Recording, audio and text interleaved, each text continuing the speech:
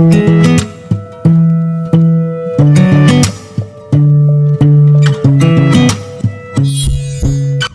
Everyone, I am Saif Ali and welcome to the newest video of the Gyan Kumbh. और आज की इस वीडियो में हम पढ़ेंगे इंग्लिश ग्रामर।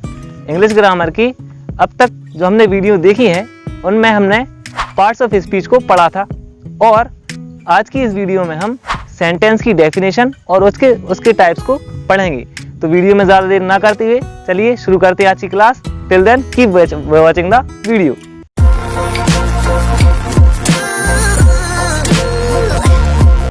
तो स्टूडेंट्स, हम आज सेंटेंसेस क्यों पढ़ रहे हैं? क्योंकि अगर हमने सेंटेंसेस के टाइप को समझ लिया तो हमको टेंस और वॉइस भी समझ में आ जाएंगी। तो आगे हम आने वाले टाइम में टेंस और वॉइस को समझाएंगे। तो उससे पहले मैं आपको जो है टाइप्स ऑफ सेंटेंसेस समझाना चाहता हूं। तो आइए शुरू करते हैं। तो सेंटेंस के टाइप समझने से पहले हम सेंटेंस को समझ लेते हैं। सेंटेंस क्या होता है? तो a sentence is a group of words which have three characteristics। यानी कि सेंटेंस एक वर्ड का ग्रुप होता है, यानी जो वर्ड्स होते हैं वो एक ग्रुप बना लेते हैं और ग्रुप बनाकर वो क्या बन जाता है? सेंटेंस बन जाता है। लेकिन ऐसा नहीं, वो मीनिंगफुल सेंटेंस बनेगा। अब कैसे? उसमें जो है थ्री कैरेक्टरिस्टिक्स होना चाहिए। कौन कौन सी? उनको मैंने आपको पहले से बोर्ड पर लिख कर रखा है। तो सबसे पहली कैरेक्टरिस्टिक क्या होना चाहिए कि कंप्लीट थॉट। जो भी सेंटेंस है वो एक थॉट को या एक सोच को कंप्लीट करता है ना, या फिर जो भी वो इंफॉर्मेशन दे रहा है वो कंप्लीट होना चाहिए और सही तरीके से होना चाहिए, मीनिंगफुल होना चाहिए। अब कैसे? जैसे मैंने लिखा है कार द रेड इज। अब इस लाइन का कोई मतलब है? ये भी तो ग्रुप है, वर्ड्स का ग्रुप है ना, ये सारे वर्ड हैं और ग्रुप बनाकर ये सेंटेंस बने हुए हैं। लेकिन क्या ये सेंटेंस है? इससे कोई मीनिंग निकल रहा है? नहीं निकल रहा। तो क्या ये क्या होना चाहिए? The car the red is, इसकी जगह पर ये होना चाहिए द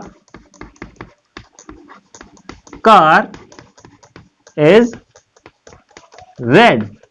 हमने इसको अब सही लाइन में लिख दिया, द कार इज रेड। तो हमें इससे इंफॉर्मेशन मिल रही है कि जो कार है वो कैसी है? रेड है, लाल है। आई होप आपको समझ में आया होगा। अब हम सेकंड कैरेक्टरिस्टिक देखते हैं, सब्जेक्ट एंड वर्ब कॉम्बिनेशन। किसी सेंटेंस में सब्जेक्ट और वर्ब का कॉम्बिनेशन होता है। कई बार ऐसा होता है कि सब्जेक्ट दिया नहीं होता, लेकिन हम उस सेंटेंस को पढ़कर ये अंदाजा लगा सकते हैं कि उसमें कोई सब्जेक्ट कैसे आएगा। जैसे एग्जांपल के लिए मैंने लिख कर रखा है पुट द बॉल हियर। ये बॉल यहां पर रख दो। अब यहां पर हम सब्जेक्ट आगे जोड़ सकते हैं, ही पुट द बॉल हियर। उसने ये बॉल यहां पर रखी। आई होप आपको समझ में आ गया होगा। और इसमें ही और पुट, ये दोनों, ये जो सब्जेक्ट है ही, और पुट यहां पर वर्ब है। आई होप आपको समझ में आया होगा। अब नेक्स्ट देखेंगे कि मीनिंग। इसमें मीनिंग भी होना चाहिए। जैसे अभी हमने इससे पहले कैरेक्टरिस्टिक देखी, उसमें कंप्लीट थॉट वाला था। अब यहां पर मीनिंग होना चाहिए, लेकिन मीनिंग कैसी? कि स्टेटमेंट, कोई स्टेटमेंट है, कोई क्वेश्चन है, या फिर कोई कमांड दे रहा है, या कोई एक्सक्लेमेशन है। एक्सक्लेमेशन यानी कि हम अपनी फीलिंग को बता रहे हैं, है ना। तो ये क्वालिटीज होना चाहिए एक सेंटेंस के अंदर। आई होप आपको समझ में आया होगा। अब हम इसी मीनिंग के हिसाब से इसके टाइप देखेंगे। तो सेंटेंस का पहला टाइप है डिक्लेरेटिव सेंटेंस। अब इसकी डेफिनेशन देखते हैं। These are used to give us information, also ends with a full stop. यानी कि ये जो डिक्लेरेशन सेंटेंसेस होते हैं ये हमें इंफॉर्मेशन देने के लिए यूज होते हैं, यानी कोई भी जानकारी दे रहे हैं, है ना, उसके लिए यूज होंगे। और साथ में ये एंड होते हैं फुल स्टॉप पर, है ना। अब इनके एग्जांपल देखते हैं। The food is very tasty. Food है वो कैसा है? टेस्टी है। तो फूड के बारे में हमें इंफॉर्मेशन मिल रही है कि फूड कैसा है? टेस्टी है ना। और ये फुल स्टॉप पर खत्म भी हो गया। और है he is an intelligent boy. लड़का है, कैसा है? इंटेलिजेंट है। लड़के के बारे में इंफॉर्मेशन मिल रही है कि वह इंटेलिजेंट है, और फुल स्टॉप पर खत्म भी हो रहा है। साथ में she is not my best friend. वो जो है मेरी अच्छी दोस्त, बेस्ट फ्रेंड नहीं है। इसीलिए तो उसके बारे में हमें क्या जानकारी मिल रही है कि वो बेस्ट फ्रेंड नहीं है मेरी, है ना। तो साथ में ये फुल स्टॉप पर खत्म भी हो रहे हैं। आई होप आपको ये समझ में आए होंगे कि डिक्लेरेटिव सेंटेंस क्या होती है, जो कि हमें इंफॉर्मेशन दे और फुल स्टॉप पर खत्म हो जाए। अब हम देखेंगे नेक्स्ट टाइप। तो सेंटेंसेस का नेक्स्ट टाइप है इंट्रोगेटिव सेंटेंसेस। सो अब हम इसकी डेफिनेशन देखेंगे। These are used to ask question and also ends with a question mark. यानी कि ये जो इंट्रोगेटिव सेंटेंस होते हैं ये किस लिए यूज किए जाते हैं? जाहिर सी बात है क्वेश्चन पूछने के लिए। और किसके साथ एंड होते हैं? एक क्वेश्चन मार्क से एंड होते हैं। अब एग्जांपल के लिए मैंने यहां पर कुछ सेंटेंस लिख कर रखे हैं, जैसे हु आर यू, मैंने पूछा आप कौन है, तो हु आर यू, और लिखने में ये जो है क्वेश्चन मार्क से एंड होंगे। वेयर्स माय बैग, मेरा बैग कहां पर है? इज ही योर फ्रेंड, क्या वह आपका दोस्त है? यानी जो भी क्वेश्चन मैंने पूछे हैं, जिस सेंटेंस में पूछे हैं वो सेंटेंस क्या हो जाएगा? Interrogative sentence. और will you be my friend, क्या तुम मेरे दोस्त बनोगे? आई होप आपको ये समझ में आया होगा। लेकिन अब एक चीज नोटिस करने वाली है कि अभी तक मैंने नेगेटिव सेंटेंस का कोई जिक्र नहीं किया है। तो जो नेगेटिव सेंटेंस होते हैं वो डिक्लेरेटिव सेंटेंस और इंट्रोगेटिव सेंटेंस दोनों में आ जाती हैं। अब कैसे? जैसे डिक्लेरेटिव सेंटेंस में मैंने एक नॉट जो वर्ड था उसका सेंटेंस पढ़ाया था आपको, तो वो नेगेटिव सेंटेंस हो गया। और इंट्रोगेटिव में इंट्रोगेटिव प्लस नेगेटिव। अब जहां पर जैसे ये वाला सेंटेंस है, इज ही योर फ्रेंड, क्या वह आपका दोस्त है? अब मैं ऐसे पूछ सकता क्या वह आपका दोस्त नहीं है, तो is he not your friend, है ना? यहां पर नॉट भी लग सकता है, नेगेटिव बन सकता है ये, है ना? तो इंट्रोगेटिव नेगेटिव और डिक्लेरेटिव में क्या आ जाएंगे? नेगेटिव सेंटेंस आ जाएंगे। आई होप आपको ये समझ में आया होगा। अब हम देखेंगे नेक्स्ट टाइप। तो सेंटेंस का नेक्स्ट टाइप है इंपरेटिव सेंटेंस। अभी इंपरेटिव सेंटेंस कहां यूज होते हैं? तो these are used to give command और ask for request and also ends with a full stop और एक्सक्लेमेशन मार्क।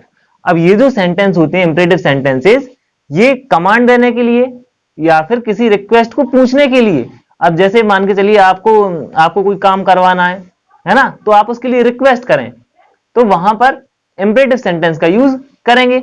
और ये एंड होते हैं फुल स्टॉप या फिर एक्सक्लेमेशन मार्क पर। अब ये डबल बात हो गई, या तो ये फुल स्टॉप पर होंगे एंड या फिर एक्सक्लेमेशन मार्क पर होंगे, है ना? अब इसे समझने के लिए हम इनके एग्जाम्पल देखेंगे। जैसे ओपन द विंडो, मैंने किसी को सीधा ऑर्डर दिया, ओपन द विंडो, खिड़की खोल लीजिए, तो मतलब खिड़की खोलिए, ऑर्डर दिया है। तो यहां पर सीधा ये फुल स्टॉप पर एंड हो गया, ऑर्डर था खत्म। अब नेक्स्ट वेट फॉर मी, मैंने किसी के लिए रोका, वेट फॉर मी यानी मेरे लिए रुको। तो यहां पर इन दोनों सेंटेंस में कहने के तरीके पर गौर करना है।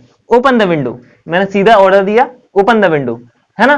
तो ये फुल स्टॉप पर खत्म हो गया। लेकिन किसी के लिए मैं चिल्ला कर कहूं वेट फॉर मी, मेरे लिए रुको, या मैं जोर देकर कह रहा हूं, तो जहां जिस सेंटेंस में जोर देकर कहा जाएगा वहां ये एक्सक्लेमेशन पर एंड होगा, और जहां पर नॉर्मली कहा जाएगा वहां पर ये फुल स्टॉप पर एंड होगा। आई होप आपको ये समझ में आया होगा। यानी कि इनके एंड होने पर ये डिपेंड करता है कि कैसे सेंटेंस बोला जा रहा है। यानी फोर्सफुली कहेंगे, ज्यादा फोर्सफुली कहेंगे तो एक्सक्लेमेशन मार्क पर एंड होगा ये सेंटेंस, और अगर नॉर्मली कहेंगे तो फुल स्टॉप पर एंड होगा।